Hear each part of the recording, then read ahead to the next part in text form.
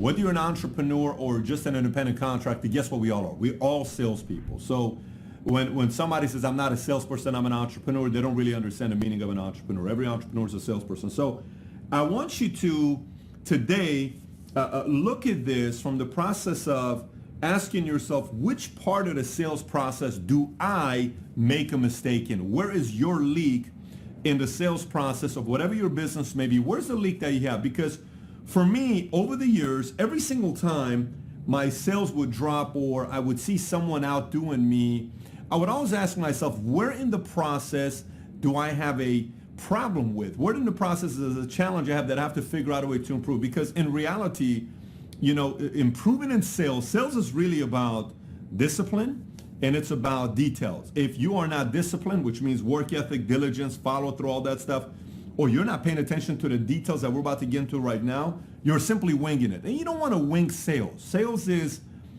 a lot of people may disagree, sales is guaranteed to work. Listen, when people tell me how to make it in sales, I guarantee you lack discipline or you didn't pay attention to details and you don't work that hard. Sales will work for anybody. I firmly believe that. Anybody, it'll work. It's just most people don't want to be disciplined and most people don't pay attention to details. So let's get right into the sales process. So in sales, you'll typically hear, no matter what business you're in, you'll go through the flow of sales. Some say there's 5 steps, some say there's 6 steps, 7 steps, 10 steps, 3 steps. I'm explaining 6 steps here to you right now. Step number 1 is prospecting. Number 2 is approach and contact. 3 is presentation, follow-up. Then it's referral. Then it's maintaining your customer relationship. So let's get right through it, and you need to ask yourself in which of these areas you struggle with. So let's start off with the first one. First one is what? Prospecting. So what is prospecting? So prospecting, a lot of times, you know, people will think prospecting is going out there in the cold market and trying to get somebody to buy a house from you and I'm going to meet them at a mall. Or prospecting is me going out there in the cold market and trying to get somebody to, you know, buy my technology from me for their company. That's prospecting. No. Prospecting is multiple different ways of prospecting. And I'm going to explain every single one of these prospecting to you extremely in depth. So you ask yourself which one you're very good at. So think about it. First of all, there's really 3 different types of people in the world of prospecting that you know. One is people you don't know. 2 is people you know. And 3 is people your people know. Again, people you don't know, cold market, okay? People you know, this is your warm market. 3, people your people know, which for me, it's my favorite market because there's nothing like getting into this market. Now, from the lowest to the highest, the lowest percentage of conversion is people you don't know. Then it's people your people know. Then it's people you know. Sometimes this is harder than this one, by the way, but stay with me here. So, okay, so Pat, great. Now I know what my market is. Excellent. So how do I now get a market? No problem. You got to look at prospecting as multiple different ways of catching a fish. So you can't just have one way of doing it. You need to have multiple different nets out there, and one of them is generally going to work with you. Pick any product. I don't care what product it is. Pick any product you're selling. You can figure out ways to get into other markets. How can you do that? One is social media. One outlet is social media. There's a lot of people doing that. You can do it on YouTube, Facebook, Twitter. You can do sponsored posts, boost them. You can do Instagram posts and boost it. You can do YouTube, Google AdWords. There's so many things you can do on social media. The other one on people you don't know is networking events. You can go to networking events, especially the area of networking events that's predicated to the product that you're mainly marketing. So whatever your networking event you want to go to that people are there. I did a video on it last week. What was the video called that we did last week? It was called How to Charm Like Casanova. In that video, How to Charm Like Casanova, I talk about 18 different ways to master the art of networking. If you haven't watched that video, go watch the video. It's one of the previous episodes. So how do you become a better networker? One is networking event. Another one is going into cold market prospecting. You just meet people randomly and you approach them and you have a script, prospecting. Another one may be friendship farming. You're turning strangers into friends. So I don't know John, but I keep going to this restaurant and eventually John and I become best friends because we have lunch at 12 o'clock and every day we talk sports. 6 weeks from now, we've had 4 beers together and I already know his life story, his family. I just told him, hey, what kind of business are you in? That relationship went from being a cold relationship to now warm, to now we went golfing together. We have a friendship now. Our wives have met each other, whatever. I know his kids. I met his parents. I met his girlfriend. I met her, boyfriend. We're good. We get along. There is a relationship there. So strangers into friends. That's a whole different video by itself. Then there is friendship, the part where I said people that your people know. I love this part with referrals on prospecting is because I'm going to get back to it here in referrals, but on the prospecting side, on who my people know, they make for the best prospects. On when I ask them specifically what kind of clients I'm looking at. So then there's center of influence. What's center of influence? Center of influence for me in prospecting is you taking the top 20 people you respect the most in your community. Make a list of it. Top 20 people you respect the most in your community. Make a list of it. Then you know what I want you to do? I want you to contact these 20 people and ask them to go have a cup of coffee with you. What's the script sounds like? Like this. Hey, I really value the fact that you're a successful entrepreneur, and one day I'm planning on being someone like you. I would love to treat you to coffee one of these days or lunch. When is a good time for us to go out? It's on me. I just want 30 minutes of your time. No problem. Then you go and you're simply building a relationship. Eventually 3, 6, 12 months later, you give whatever you can to them. They're going to give back to you. How can I help you? They'll give you the context or relationship that they have that could help you, right? And so then that needs to be maintained constantly. So there's many different ways to improve on the prospecting side. Now let's continue because I'm going to come back to prospecting. Approach and contact. What's approach and contact? Well, one could be how you send your formal email to somebody to follow up with them once you got the info. So I got the number, I got the phone number, I got the email address, I got first name, last name. Then what do? Step number 2, I befriend them on LinkedIn. Then on LinkedIn, I send them a message. Or if I already have their email, I send them an email and I say, hey, it was a pleasure meeting you earlier today. I was impressed with that. I'd love for us to schedule time to visit and talk about I think there's ways we can create a synergistic relationship here. Great. So that's the approach and contact. What is that script that you have for this? Then there's a phone call script. What script do you have? I mean, I can tell you, I sold Bally's memberships back in 1999. That was what, 17 years ago we're talking about? I know the script till today. Here's what the script sounded like. So somebody calls in and they would call with a telephone inquiry. They put on hold, they would say, TI line 1. You would pick up. Thank you for holding. How may I help you? Yes, I'm calling to get more information about a gym. No problem. You called at a great time. By coming in today, you can get started as low as $5 down, and a monthly membership would only break down to be a few dollars, $6 to $8 a week. By the way, what are some of your fitness goals? Are you trying to lose weight, tone up, or increase energy? I want to increase energy. Are you currently working out at a gym? I'm not. What is your current routine? How far do you live from here, et cetera, et cetera? Let me give you a virtual tour of what our gym looks like. That's exactly the script. And then it would go into a schedule time for you to come in. It was a script. It worked. Now, obviously, most people say, I don't like scripts. Look, my body and your body is made up of skeletons that's generally the same, okay? You may have longer legs. You may have shorter legs. You may have bigger feet, smaller feet. You may have bigger hands, smaller hands. Bigger torso, wider shoulders, smaller head, bigger head, skin. It doesn't matter. The skeleton is generally the same. It's the body and the skin outside that may be a little bit different. You need a script, and then from there you can add your personality to it. But there needs to be a script. So do you have a script for your approach and contact once you get this in email, Facebook, LinkedIn, call? Do you have that? If you don't, that is a leak. You need to have that. 3, presentation. So a lot of times, believe it or not, out of all these things, you know what's the one thing most people are very, very good at? Is presentation. Why? It's the easiest one. Anybody can present. It's so easy to present. Oh, I know everything about our presentation, but how come I'm not making a lot of money? Because this doesn't make you money. This doesn't make you money.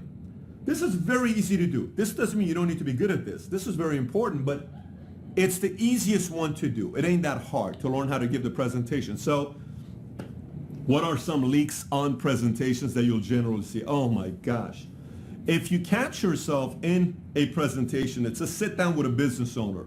It's a sit down with a client at the kitchen table. It's a sit down with them coming to your office. It's a sit down with a product you're selling. It's, furniture, and they want to furnish their house, whatever it is.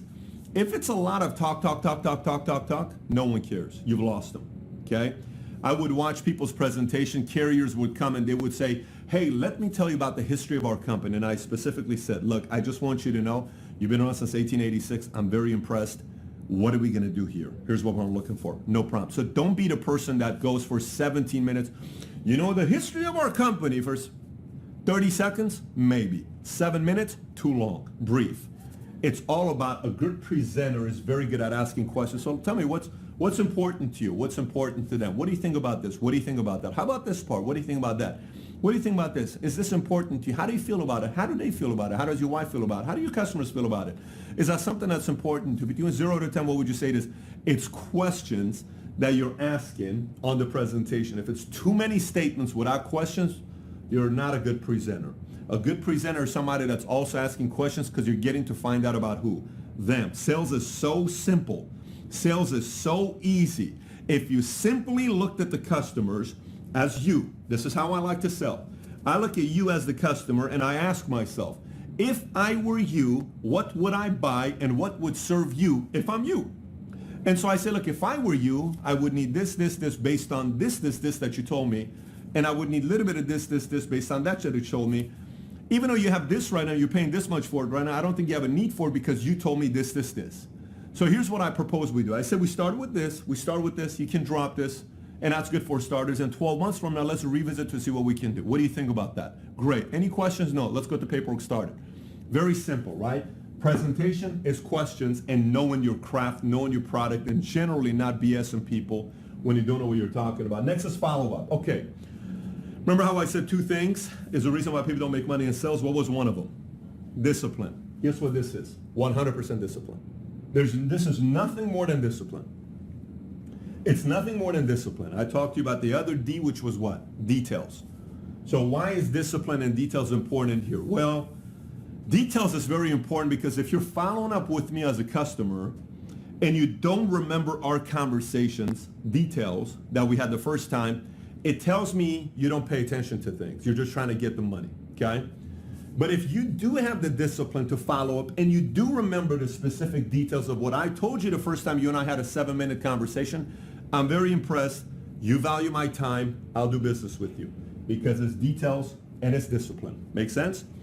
So follow up, the biggest sales, the biggest commission checks, the most profitable opportunities that I've had in my career as an entrepreneur typically happened after I reached out to the customer or the person, I don't know, 7, 8, 9, 10 times. I mean, God knows how many times I reached out to certain people before I made the sale because it was follow-up. But here's what I did know. I had very simple scripts that I would use when I'd leave a phone call. This is what my call would sound like. I would say, hey, John, Patrick, right now is not a good time. I'm just really not interested right now at this phase of my life, Perfect. There's 2 ways I can react to that. I'm rejected, or my other question is what? John, would you mind if I followed up with you 6 months from now, maybe in somewhere around February? Would that be okay with you?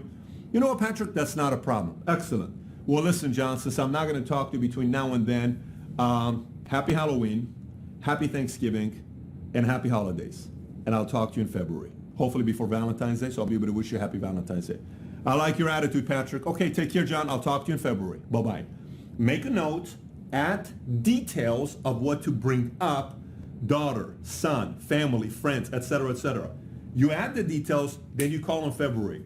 In February, if they don't pick up, here's how I leave a message. John, this is Patrick giving you a call. Again, I haven't spoken to you since August. Happy Halloween, happy Thanksgiving, happy holidays, happy New Year. And I'm hoping I can wish you a happy Valentine's Day because it's a week away from now. But look, I know you had a thing going on with your daughter in November. Her wedding was coming. I just wanted to call you. I'm sure you thought I forgot about you. I haven't forgotten about you. I'm looking forward to seeing that this is a good time for us to do something. Something special has just come up with what we're offering right now with our products. I'd love to tell you more about it. What's the best time for us to call? Here's my phone number again. But I left a message. Whether he calls me back or not, it's irrelevant. Discipline details he's impressed. Then I'm going to call him again 2 to 4 weeks later until I get a hold of him. Then again, if he tells me not interested, John, would you mind if I called you 6 months from now? Not at all, Patrick. Great. I will call you in August.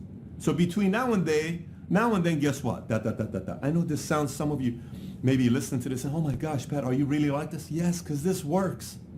Sales is so easy, my gosh. This is absolutely, I am amazed when some people are not making $250,000 a year selling. This is the easiest thing you'll ever do. But if details and discipline is really what it's all about. So follow up next, referrals. What's referral? So a lot of times, think about it this way. A lot of times, you know, in sports, you ever seen when, you know, one of these guys shoots the basket like a Nick Young? I don't know if you guys know who Nick Young is. He played for the Lakers. I don't know why the Lakers ever signed him. It's because there was nobody on the league for them to sign. But they signed Nick Young. Okay. So he's got a decent shot. So there's this one time in the game, he shoots the three-pointer and he turns around like that and is walking away that he's so confident. Guess what? The three's going to go in. It doesn't go in. He looked like a fool. It was an ESPN highlight, right? If you go on YouTube and type in Nick Young, missed three-pointer, turn around, you'll see the video. It's so embarrassing. Some salespeople are like that. They go in and they close the deal. I got the signature, everything, man. This is so cool. And they walk out and they forget. Man, you just made $2,000. Man, it's like $100,000 here. What are you doing? Stay. Relax. Don't celebrate. The game's not over yet. You still got to play defense. Referrals is what keeps you in business. That's your defense. So I got to figure out a way to get referrals. So then the next league is referrals. How many referrals do you average per client? How do you ask for referrals? What is your referral script? Do you have a referral script? When do you ask it? Do you prepare them? Or do you all of a sudden say, surprise, I want referrals? Or do you say in your presentation, John, I hope you understand, you know, the way I make my living, I don't earn salary. I simply make a living based on referrals. So referrals is my main source of keeping me in business. And I hope that I earn your trust to the point where you're comfortable. Maybe later on we meet or later on in the presentation, if you feel good about what I have to offer to you, you're comfortable giving me referrals, right? If it makes sense. Yeah, of course, sure. You agree. No problem. Boom. Then at that presentation, I say, hey, do you remember when I told you earlier or last time we were together that my business was purely on referrals? And I said if it made sense, and obviously we're doing business together, so, you know, who do you know that ... And he asked for referrals. Piece of cake. But don't be a Nick Young. I'm telling you right now, don't be a Nick Young shooting the three-pointer excited. Come back around and play defense. You're about to lose the game. Defense wins championships. Come back. Denver Broncos won a championship last year, not because Peyton Manning wasn't having his best season. They won because their defense was one of the greatest ever. Referrals. And last one. Now, what's last one? Man, the last one is so important. Man, the last one is so important, but it's boring. Okay, so let me explain to you why it's boring. Okay, so think about it this way. I mean, I'm going to use this analogy because it's effective. You know, a lot of times, you know, we want new things. We want a new girlfriend. It's kind of cool, man. A new girlfriend, a new boyfriend, a new, you know, new, everything is new. I want a new, okay. And then what we don't realize is, you know, the most powerful things that have ever been built, we want a new industry, new product to sell. It's so exciting. The most powerful people in the world, salespeople, business people, leaders, influential, they generally chose one route and they stuck to it and they maintained that industry, that relationship. So maintaining your customer relationship, this is when you go into, you know, saint status type of figure. If you know how to maintain relationships. What do I mean by maintaining a relationship? To me, you know, I love to maintain people that stay with me for a very long time. Strong team is very important to me. So my job is to make sure the company is doing very good. My job is to make sure that the environment is a great environment. My job is to make sure everybody's growing. We're developing. I'm outgrowing everybody because I'm leading them at the front. My job is to make sure there's an edge going on and we're competing, we're growing, everyone's coming up with ideas. Why? Because I want to maintain a relation with home office, with my carriers, with my vendors, with my, you know, following, with you. I mean, we want to have an edge because we want to build a YouTube channel. We believe pound for pound we can go against anybody on YouTube. You see a lot of channels on YouTube that are purely motivation, regurgitating, same message over and over and over again. People finally say, look, you keep saying the same thing. We don't want to be that channel. We want to have 1 million subs on YouTube because we have plans of what we want to do to influence people around the world to make a decision to realize happiness is linked to being an entrepreneur. Because you create, you're part of a community, and it's just kind of cool to have some kind of an ownership of what you're doing. There's a certain sense of excitement that comes from that. So I want to help more people become entrepreneurs. Whatever you're doing, this is what matters. You matter to me. You're important to me. I listen to you. I got an email, I got a letter here. I get gifts all the time, and if I talked about the amount of gifts that I get, I'd be here for a long time. But Now, I get a lot of people that also say, Patrick, I want to take you out to lunch. I want to take you out to coffee. I don't have time to say that to everybody. It's very, I'm grateful for the messages. Don't get me wrong, but I just don't have the time to do any of that stuff right now. I got 3 kids. My traveling is hectic. I'm running a company. We got a lot of things going on. But I was very impressed with this letter I got from an attorney from New York. And I'll read it to you, and I'll give him some love with his first name, and then I'll tell you the approach he took. This, to me, is impressive. This is a prime example. We get fan mail all the time. All the time. We get people that stop by and visit, and they'll say, Pat, I'm in town. You have to say, yes, I just want to meet you for 5 minutes and shake your hands. Great. They'll come up. We'll shake hands as long as nothing is too creepy. Great. We'll meet them. We get some random strange things that happen here, and we got a lot of guards and all that stuff to make sure we protect it. But I was so impressed by this letter. And so he's an attorney out of New York, John. I will give you love, John, and you know who you are. It's a law firm out of New York, Astoria, New York is where he's out of. So John, if you're watching this, you know exactly what this is. I want to read it to you. I want to read you his letter, and he's got 2 cigars here for me, and this is not a regular cigar. He sent me a nice, I want to say it's Cifuentes, I think it is, right? Is that what it is? Yes, Fuentes. Yeah, it's a Fuente cigar. Okay, good. So it's a decent cigar, nice cigar. Thank you, John. Here's how the letter sounds like. I have been watching your YouTube channel for a few weeks, and yes, I subscribe. Thank you for the sub. I have infrequently watched various speakers over the years, and they were simply there. You, however, were presented, and you made me present. You were able to grab my attention and hold it. It was so much your words or your plethora of books on the wall, but it was your energy, and your voice isn't annoying. Family consensus. Well, I appreciate your family consensus. Apparently somebody said the other day, I can't listen to his voice. He sounds like a porn star, which I've never been called a porn star before for my voice. I don't even know what a porn star sounds like, but apparently I have that voice. Okay, now don't get distracted. Come back. I want to continue with the letter. And then he says, I now mostly watch your videos with my wife and children. As you, I work with my wife, and I believe we equally share the belief that we aren't simply parents, but responsible for assuring our children are leaders and not cattle. Towards the end, in addition to other books, I make sure that my eldest child, 10 years old, reads certain books so that he may have the opportunity to understand at an early age trials and tribulation that he will face in life as he journeys to fulfill his dreams, instilling in him, I hope, the belief that he can accomplish his goals through helping others, providing them, emphasizing that others must perceive the value or there is none. A few books that he's read, I recommended following books. Oh, there are plenty of Dr. Seuss or Bob Burke, good book, The Go-Giver. The Alchemist, Paulo Coelho. What books would you recommend? What prompted this correspondence was your video on how to work with family.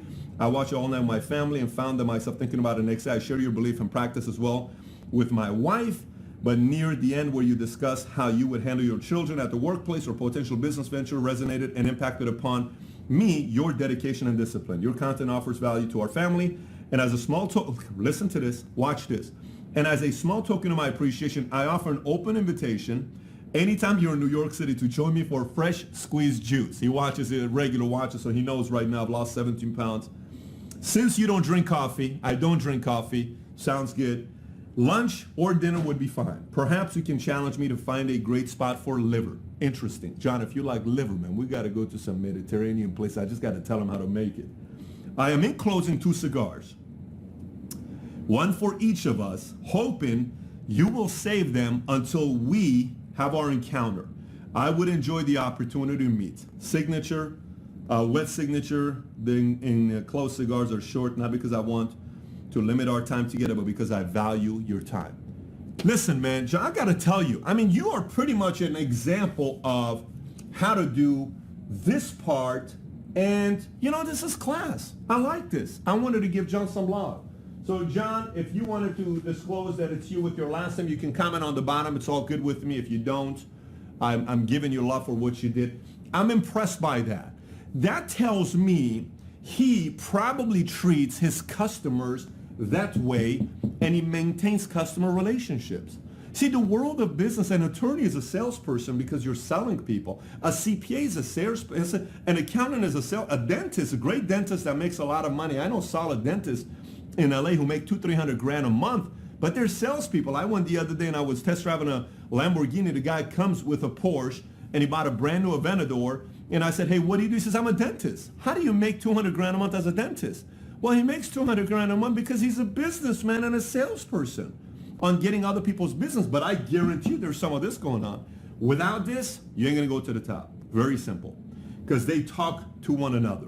You got to learn how to treat them very good. So again, ask, as you look at this, people often ask me, well, Pat, based on your opinion, which one do you think is the most important? Which one is the most important? Well, let me tell you which one, without it, nothing exists. If you don't do this, kiss it goodbye. You know what's crazy? You know what's crazy? Michelangelo, what kind of time do I have? Like 3 minutes? Okay. You know what's crazy? What's crazy is some of you who are watching this, you are incredible at this, but you are so frightened of this. Because of that, you'll never make it big unless if you face your fears here and start doing this and this. Because you know where the money's at? The money's here. You know where the guarantee is at? The guarantee's here. This guarantees you. This means nothing. Very little. It means some, but not the most. This is what's most important. Anytime, I just always tell people, if your phone doesn't run out of batteries twice a day, you ain't working hard enough. Your phone's got to run out of batteries twice a day. Not because you're playing, tell me some of the games that people play on the phones, Michelangelo. What would you say? Angry Birds. Angry Birds, what else? Pokemon. What's the one thing, the war game that people play? World of Clash of Clans. Clash of Clans, right? Or some of these things that people play, right? Okay? Your phone should be running out of batteries twice a day because you're making 200 calls a day. Okay? If you're a rookie entrepreneur, you ain't making 200 calls a day, you're not really hungry. You're just kind of winging it. You're hoping this thing works out for you and get lucky. There's a guaranteed formula to this. So with that being said, one, if you got any questions or comments about this, comment on the bottom. Two, if you haven't subscribed to the channel, Michelangelo, throw me my favorite towel to your, my favorite pillow to your left. I need your help. I need you to subscribe. Help us get to 100,000. Share our content with other people you know. We've been growing very fast the last couple months here. Our YouTube channel has, which is quite exciting. But our goal is to get to 1 million. Our short-term goal is to get to 100,000 subs on entrepreneurs to learn more about the content here. Again, subscribe if you haven't.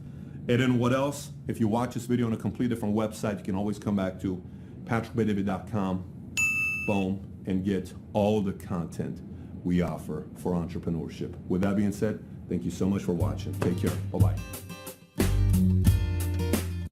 No, Mommy, yo estoy bien. I'm okay on money. Yeah, I'm starting work tomorrow, actually. Can you tell me if I'm doing this right? When you leave one company